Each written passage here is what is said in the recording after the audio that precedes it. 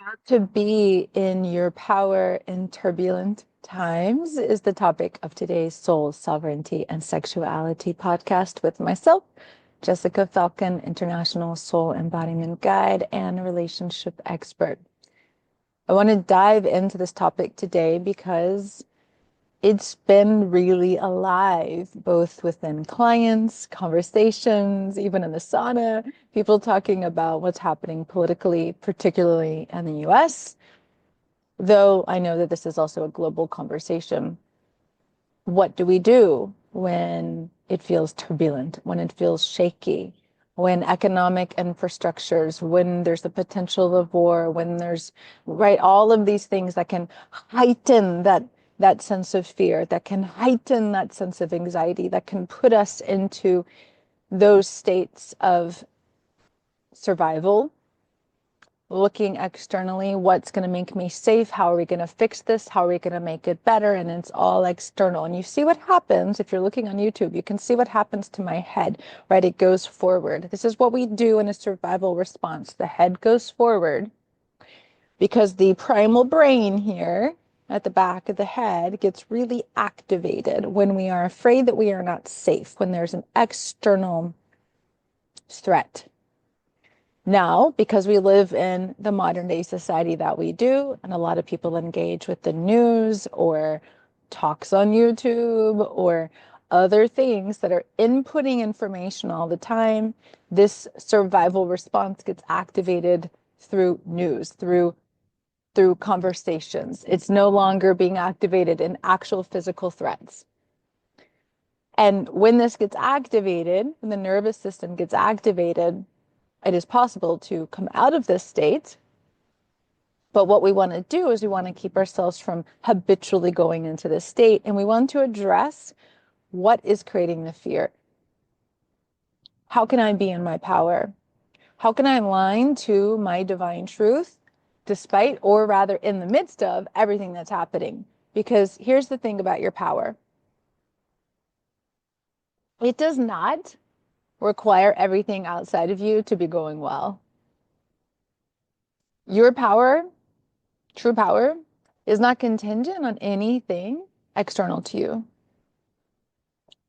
This is really hard to understand on a mental level because true power is embodied. True power is an energetic shift from one state of consciousness to another.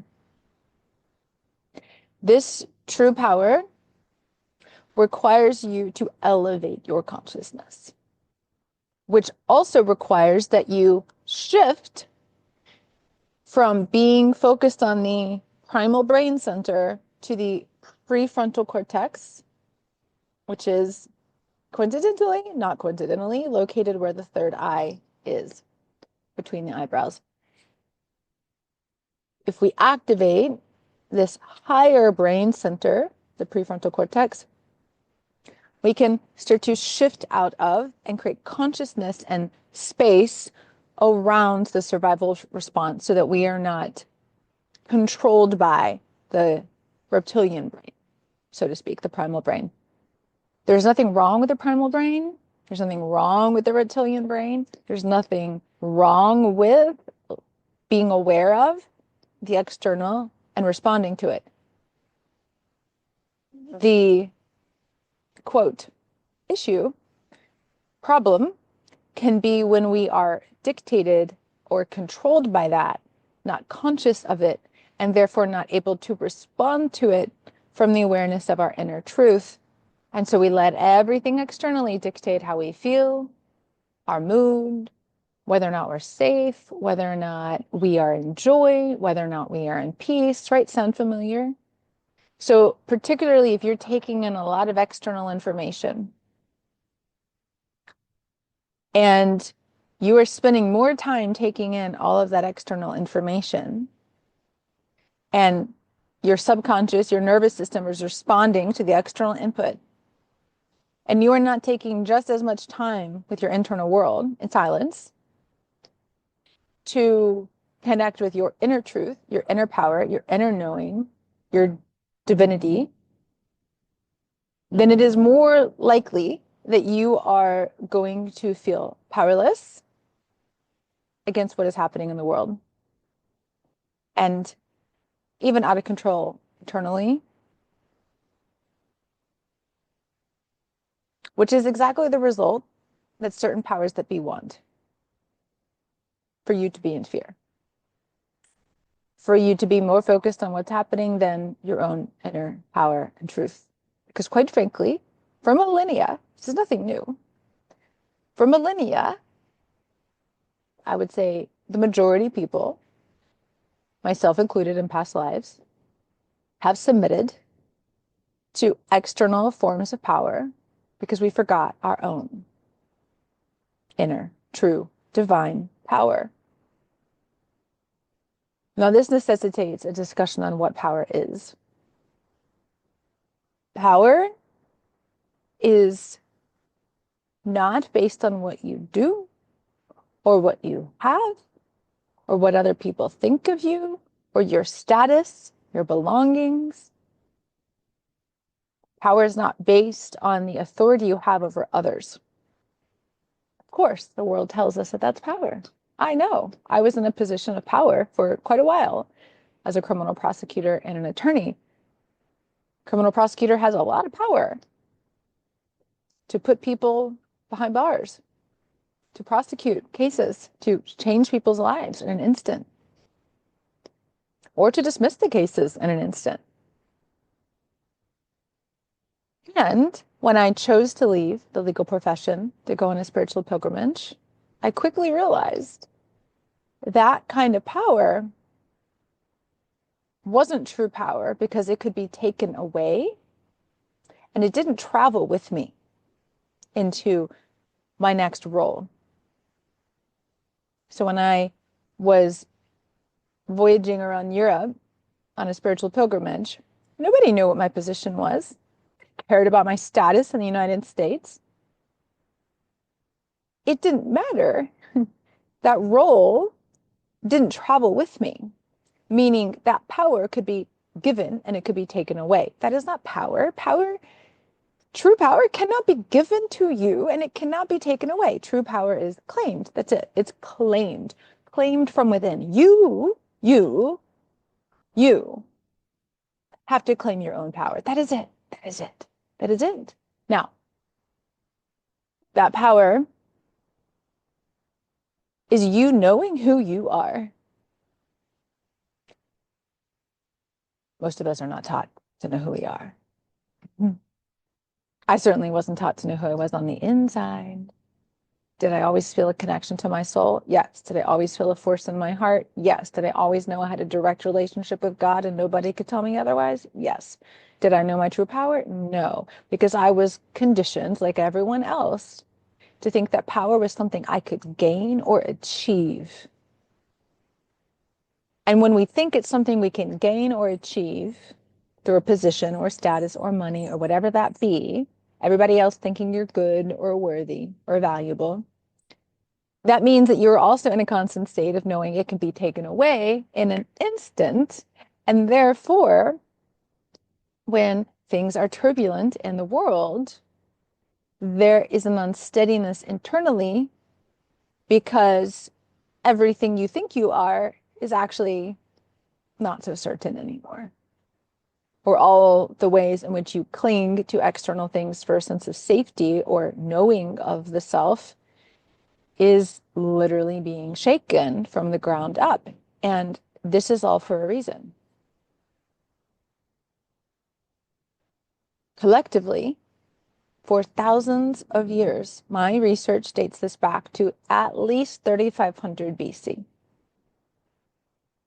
For thousands of years, we have collectively agreed to a system in which some people have power and others do not. Clearly, this does not benefit us, and clearly this is not in alignment with our divine truth, the divine that we are, the divine embodied, which is, for example, what I am here to support people to do, to embody their own divinity, to access their own soul truth and power within their body, to then bring that out into how you live, think, choose, act, speak in the world. It is to bridge the split that's been created in the psyche. It's not real. We can't actually be separate from the divine we are, but to heal the split in our consciousness in which we believe we are separate from that and therefore subject to others. Many people around the world, whether it be an Aboriginal culture, whether it be women, whether it be a particular race or color, have been told, and in some ways I will say on an energetic soul level agreed to, a position of being deemed inferior or subject to others. And this is real, and I am not in any way, shape, or form meaning to belittle the effect of this and the ancestral wounding and the karmic healing and the soul trauma that this can create. I'm simply highlighting the type of consciousness we have to unravel ourselves from this, because that pain is real and it is deep and it still exists.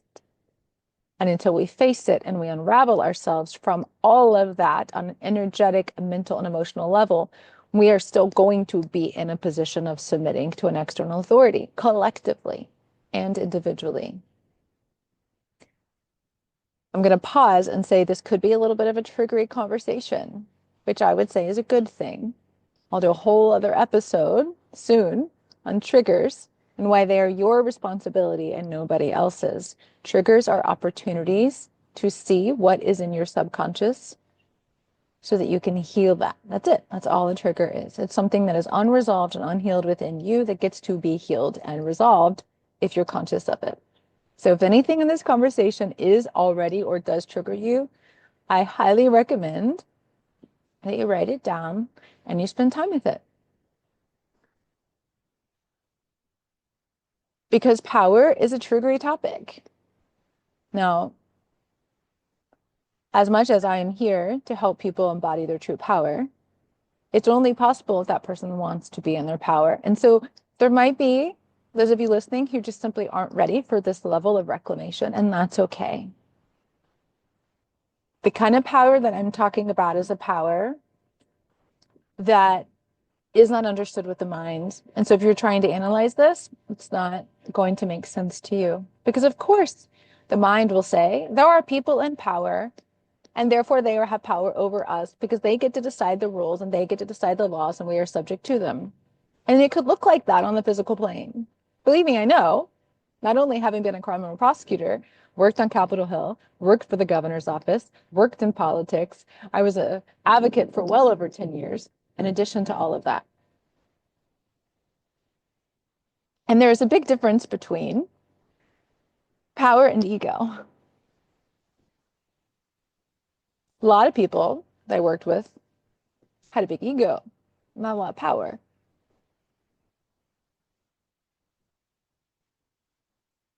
One of the reasons that I left the criminal justice system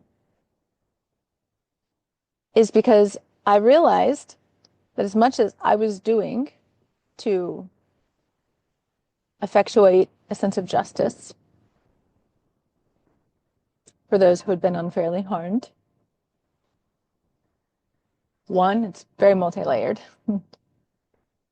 Two, the criminal justice system, with all of its problems and benefits, it's both, nothing is black and white, is simply a microcosm of the rest of society. What does that mean? Well, individuals come together to make up what we call a system.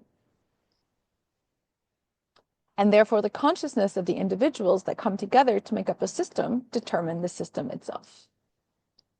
This is important to understand and to look at and at least be curious about.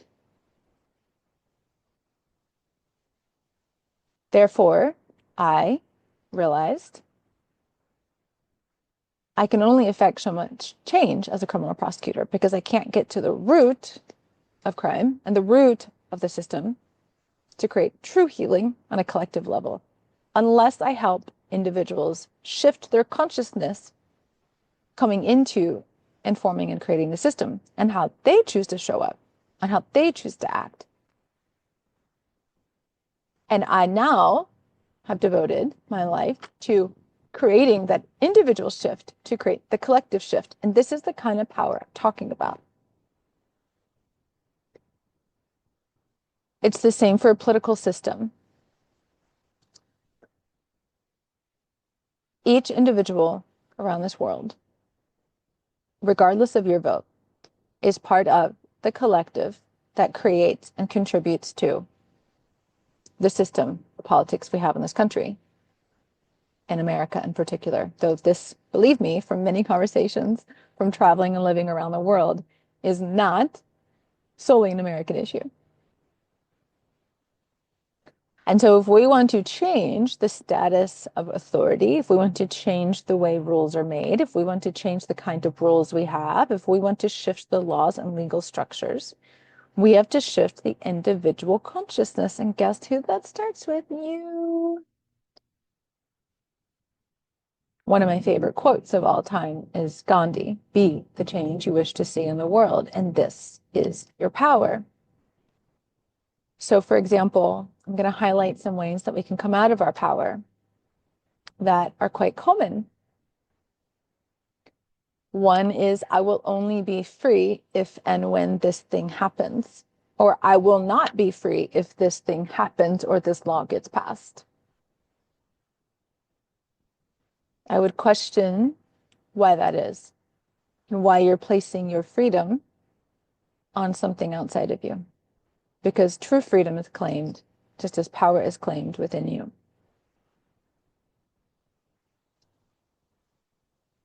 This is the triggering point, because if there's still a sense of victimhood inside of you, it will get really angry right now and really defensive. Believe me, I've been through all of these layers myself. I did not want to let go of self-righteous victimhood anger toward a lot of things for a long time, especially those who had been perpetrators against me, who had harmed me. I did not want to let go of that. And the more I deepened into my divine truth, the truth of my divinity, the God source within me, call it universe, call it source energy, whatever term you use, I did not understand. We cannot change a system with the same consciousness that created it. The consciousness that created the systems we continue to abide by or adhere to or feel controlled by in the world today were created by a consciousness of separation. A little bit of light language is wanting to come through, which is able to bypass the conscious mind and affect energetic shifts within your energetic field. So I'm going to let it come through. So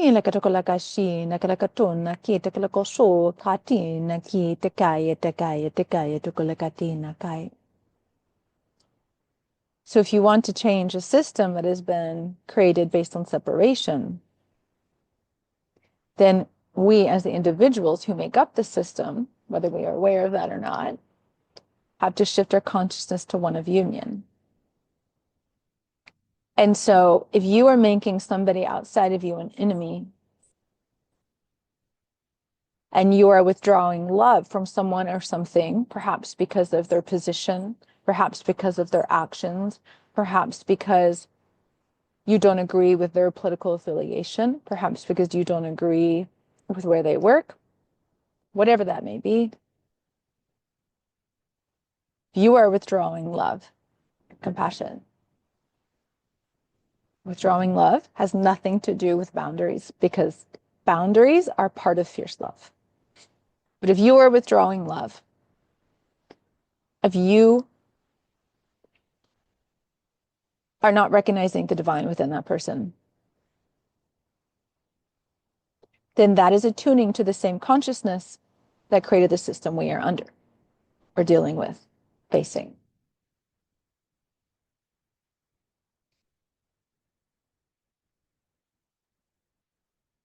I hope this is becoming clear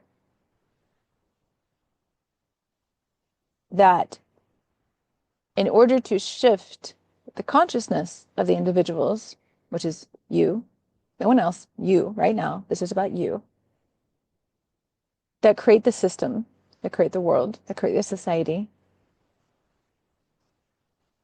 then that consciousness has to be attuned to not separation, but union, which is union with the divine within you and the divine within other. This is not about agreement. Love does not require agreement. Big episode on that. I think it was 2 weeks ago on how to be heard in relationships. Does not require agreement. Love is not about agreeing. So if you don't love somebody because they don't agree with you politically, then you probably never loved them to begin with. And your capacity to love somebody has more to do with you and your capacity to source love from the divine that you are than anything else. There are a lot of wounds and beliefs that prohibit our capacity to love. Now that, for example, is the essence of the work that I do with my clients. Because in order to embody our divinity, we have to attune to the consciousness of love, which starts within. We have to access that divine love within ourselves in order to actually love another. Otherwise, it will always be conditional. And it will always be easily taken and given away. So can you see the theme here? That true power, true freedom, and true love are not given and they're not taken away. They are not granted and therefore they are not removed. And so if we individually are believing that someone could take that away from us, we are holding the same level of consciousness that created that, quote, power to begin with, which is, quote, power based on hierarchical power over, which is not really power at all. If your power depends on somebody else submitting to you, it's not power, because therefore it's contingent on the external. True power is claimed from within. So if you need somebody else to submit to you in order to feel powerful, aka the system, then there's no actual power in the system itself unless people agree and unless people submit. And those people being you, those people being us, those people being everyone on this planet. You have way more power than you realize.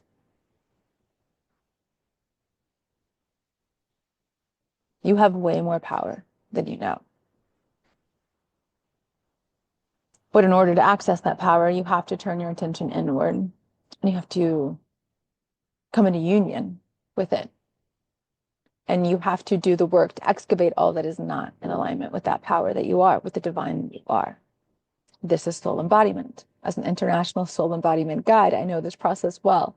I have been taken through this journey myself by my spiritual guides for well over 12 years. And it is a moment by moment, breath by breath, continuation of alignment. It never ends. Sovereignty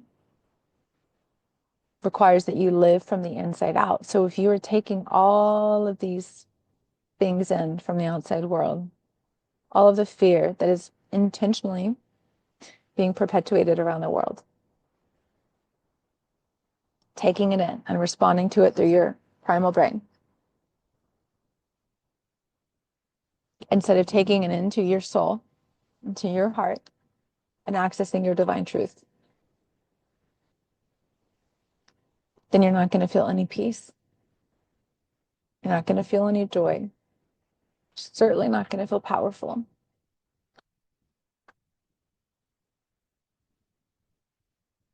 To access the truth that you are and to bring this truth out into the world is very different energetically. So rather than taking in, making it yours, right? Which again is what we've done for thousands of years. There's nothing wrong with this. You just get to choose differently now. Instead, you go within, you access this divine truth, and you shine the light outward. So for example, Yeshua, the Aramaic name for Jesus. Do you think as an example of somebody who is here to change the world? Do you think that he was letting everybody else dictate who he was? Do you think that he was scared of what other people would think? Do you think he was giving power to the systems that be? No. No. He knew that there was a power available to him that existed beyond this world, his divine power, and he accessed that. I believe that's what he was showing. Not that he was here to die, to show us that we were sinful. That was a theory that was created at least 300 years after his death. Paul started that theory about 60 years after his death, but wasn't really formed until much later. Now, that theory was very politically motivated. More on that maybe another time. But suffice it to say, there is a power available to you that is beyond this world, that actually creates this world. First, it creates your internal world, because when you start to align to the truth that you are, when you start to align to your divinity, your internal world shifts, because the process is, as I said, excavating everything that is not your divine truth. And so you fill yourself with more and more of your soul light. And scientists have helped us understand that we are not created by the physical world. We are energetic beings infusing energy into the physical world to create our physical reality. So if you think you're subject to physical reality and have no power, you're denying the divine power within you. Because the divine power within you is what forms and shapes the physical world. So again, this is, you want to change the system. You don't change it with the same consciousness that created it. So you rise above it, and you rise above it by tuning to the consciousness of the divine within you. You bring that both within you. You become that. You embody your divinity, which I'm happy to support you to do if you don't know how, and I will provide resources that will help you to do this at the end of this podcast. You align to the divine that you are. You bring that truth out into the world. You shine that light. Your consciousness, that energy that you're tuning to, has the power to affect your physical reality. Believe me, it's amazing. That's what's called, that's miracle. That's magic. That's what that's called. It's the divine permeating physicality and creating miracles. They are real. And not only that, but your consciousness is then part of a grid. The grid of consciousness, the collective consciousness. And so when you attune to the divine that you are and you embody this, meaning you attune to divine love, meaning you bring and align that divine love, that soul truth into every single thing that you do, no exception. This is where the quote shadow work. I don't like the term shadow work. I've done an episode on this. I don't like that term, because it makes it seem like something you go into and play with and explore. And no, you bring the light to the unconscious and you make it conscious and you transmute it through the power of your light. The point is not to go in the dark and play in it. The point is to align and shine light on any darkness. Darkness meaning unconscious. Darkness meaning not yet seen. Doesn't mean bad. It doesn't mean wrong. It is what you have not yet aligned to your divinity. You do that, you change this world. That doesn't mean you don't take action in the physical world, because you take whatever action your soul guides you to take, even if it scares you. I'm constantly taking action that my mind may not understand, but my soul is guiding me to do. And a lot of times it really scares me. But I face the fear and I tune to the soul truth and I do it anyway. And that's your power. Part of being in your power is staring fear square in the eye and shining your light on it. It took me a long time to understand how to do this, which is one of the reasons that I'm so passionate to help other people do this, because it is essential to the awakening of our divinity on this planet. It is essential to shifting our consciousness on this planet. It is part of how we break down old systems of control and hierarchical power and reclaim power within each and every person, because each and every person on this planet has that divine within them. Each and every person on this planet has divine power. Now, if you think that you don't, or you think that somebody else doesn't because of what has happened to them or what they have experienced, then you are missing the point. And you are agreeing with them as a victim, and you are seeing them as anything but divine. And quite frankly, I don't want anybody to see me as anything less than the powerful divine being that I am, because it would be adhering to a lie and an illusion. And I much prefer to be seen in my power, regardless of the circumstance and regardless of what is happening in my life or to me. And so I give that same blessing to everyone around me. And I am asking you to do the same, because it is how we release ourselves from any of the binds that have been placed on us for thousands of years. So how do you do this? I'll give you a couple of ways to start.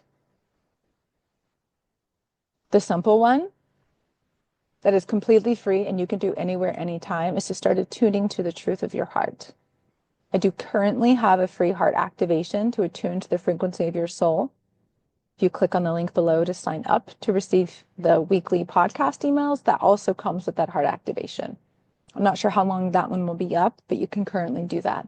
You can also place your hands on your heart and talk to your soul and call on your soul truth, call on that divine love to infiltrate you, to start to attune to that every single day. Anytime you're triggered, anytime anything is happening in your life, you attune to the divine that you are. Another is that if you want to go deeper with this, you can, one, sign up for an upcoming Sacred Body Wisdom 8-week foundational series. It's not yet fully on my website. It's in the process of being created, and it is how you start to come into your sovereignty in and through your body by accessing your soul truth. It'll probably start sometime in February, but there is a form. You can put your name and email address, and you'll get first dibs as soon as I have it up and ready. The third is you can schedule a free 30-minute sovereignty breakthrough session with me. It is a no pressure, tell me what's going on. I energetically tune to you. I like to call myself a soul whisperer. I can feel and connect to your soul through my body. And we can look at where you can claim more of your sovereignty and your power. I have a lot of other resources on my website that are free, including various podcast episodes and free interviews where I have been, interviews where I have been on other podcasts that you can access on my website as well. So go to thepasttosovereignty.com if you want to dive into any of those. And know that this is a journey that we are collectively on. And the more that you can cultivate the inner power, inner awareness of your divinity, connect to that still small voice within you, becomes louder and louder, I promise. And let that be your guiding force. Spend more time, or just as much time, with your inner world as you do taking in all that external stuff that's creating that fear within your system.